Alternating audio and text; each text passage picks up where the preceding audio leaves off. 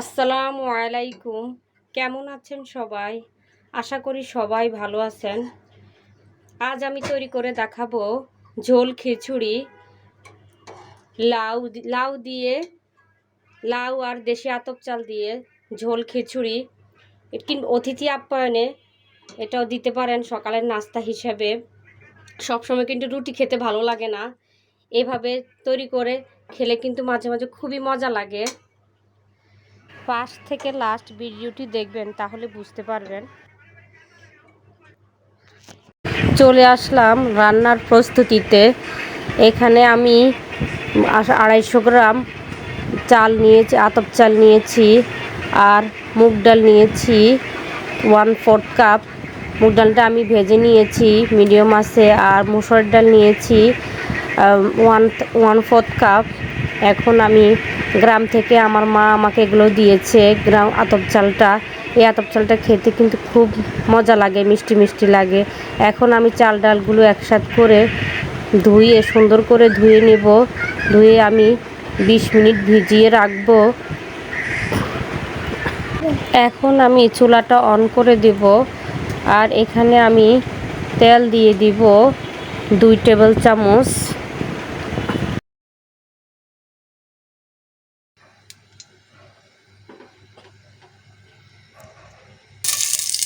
এখানে আমি মিডিয়াম সাইজের একটা পেঁয়াজ কুচি করে নিয়েছি, আর এখানে 2টা লং দিয়েছি, আর এখানে এলাচ ছেটে করে নিয়েছি 2টা তেজপাতা দিয়েছি। এখন এগুলো একটু আমি হালকা ভেজে নিব। এখানে 1 টেবিল চামচ আদা রসুন বাটা দিয়ে দিব। একটু 1 মিনিট কাঁচা গন্ধ যাওয়া পর্যন্ত 1 মিনিট ভেজে নিব, 1-1.5 মিনিট। এখানে আমি এখন ধুয়ে রাখা চাল ডালগুলো দিয়ে দিব।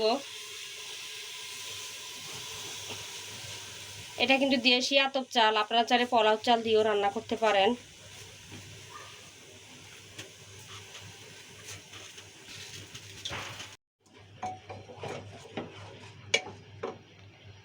আমি কিন্তু এই আতপ চালটা থেকে সামনে যে ভাঙা ছোট ছোট অংশটুকু বের হয়, সেই ভাঙা চালটা দিয়ে রান্না করছি। আপনারা চাইলে পুরা গোটা চাল দিয়েও রান্না করতে পারেন, বা পোলাও চাল দিয়েও রান্না করতে পারেন।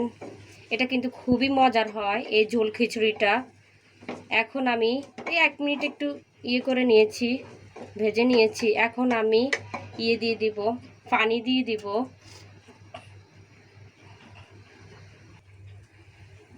পানিটা গরম করে নিয়েছি, এখন পানিটা দিয়ে দিব।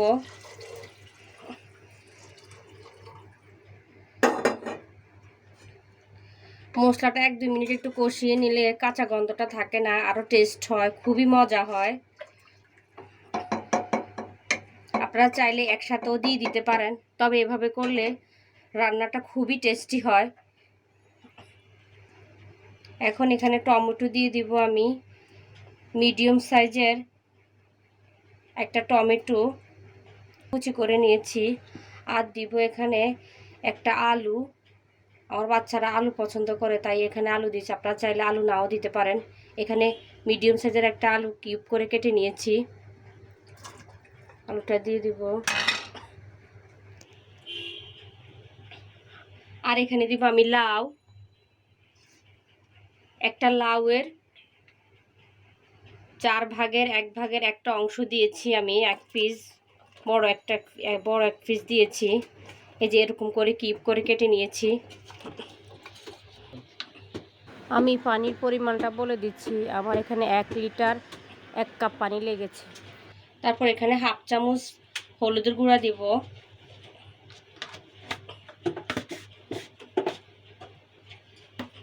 আর স্বাদ মতো লবণ।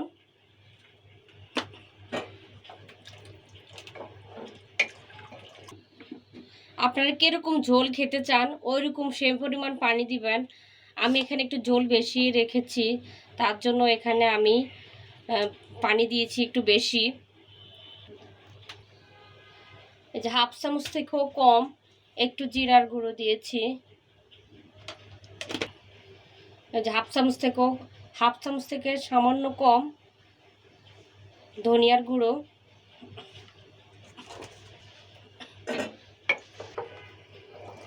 এভাবে মিশিয়ে এখন আমি, আপনারা চাইলে পাতিলও করতে পারেন, পাতিলে করলে সময়টা একটু বেশি লাগবে, আর প্রেশার কুকারে করলে সময়টা কম লাগবে, তার জন্য আমি প্রেশার কুকারে দিয়েছি। আপনারা চাইলে পাতিলও করতে পারেন। এখন আমি ঢাকনাটা লাগিয়ে দিব, 3টা সিটি দিব।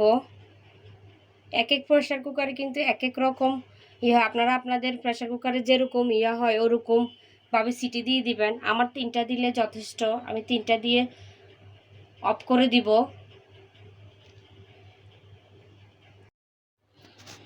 আমার হয়ে গিয়েছে, আমি কিন্তু 3 থেকে 4টা সিটি দিয়েছি, তারপরে 2-3 মিনিট রেখেছি, রাখার পর বাষ্পটা বের করে তারপর এখন আমি খুলে নিব।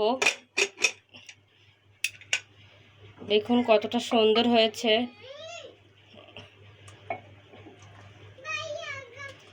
এখন আমি ফোড়ন দিব।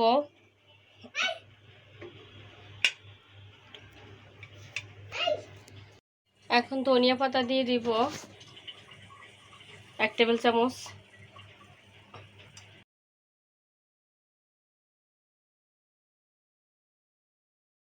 এখানে ফোড়নের জন্য তেল দিয়ে দিব 2 টেবিল চামচ। লাউ তরকারিতে কিন্তু মরিচের গুঁড়াটা কমে যায়, মরিচের গুঁড়াটা ঠান্ডা ঠান্ডা জাল খুবই ভালো লাগে, এই জন্যে দেইনি। এখানে 2টা শুকনো মরিচ, 2টা কাঁচামরিচটা ফালি করে দিয়েছি যেন জাল ফ্লেভার দুটাই বের হয়ে আসে। আর এখানে মিডিয়াম সাইজের একটা পেঁয়াজ কুচি করে নিয়েছি।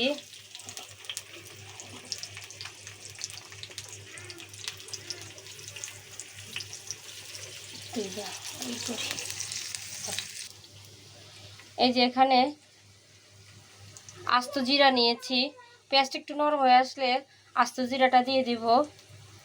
এভাবে ফোড়ন দিলে কিন্তু অনেক মজা হয়।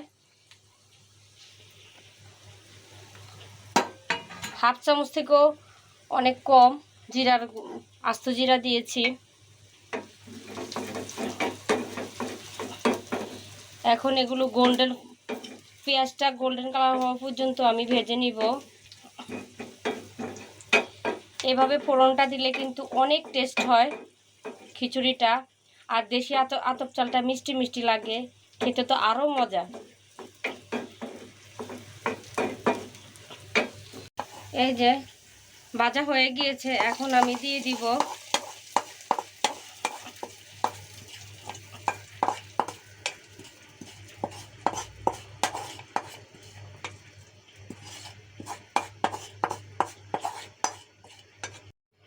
এখন আমি মিশিয়ে নিব, একটা বলক তুলে নিব, বলক তুলে অফ করে দিব চুলাটা।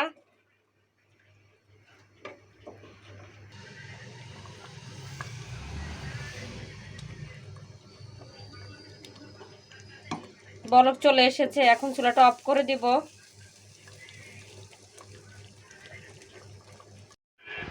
আমি পরিবেশন করে নিয়েছি।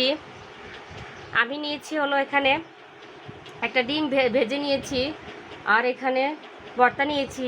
আপনাদের যেরকম ভর্তা পছন্দ, যে ভর্তা ফেভারিট সেই ভর্তাই নিতে পারেন। আর এখানে 1 পিস লেবু, আর এখানে নিয়েছি আচার। এভাবে খেলে কিন্তু খুবই মজা লাগে, যে যেভাবে খান সেভাবে খেলেও মজা লাগবে, তবে আমি এভাবে নিয়েছি, খেতে কিন্তু দারুণ মজা।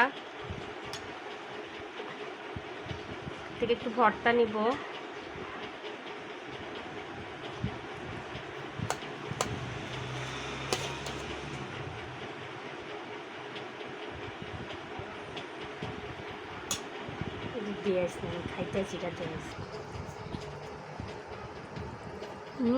দারুণ মজা। একবার বাসায় এভাবে তৈরি করে খাবেন, এভাবে তৈরি করে খাওয়ালে বারবার আপনার কাছে বাসার সবাই খেতে চাইবে। ইয়ামি।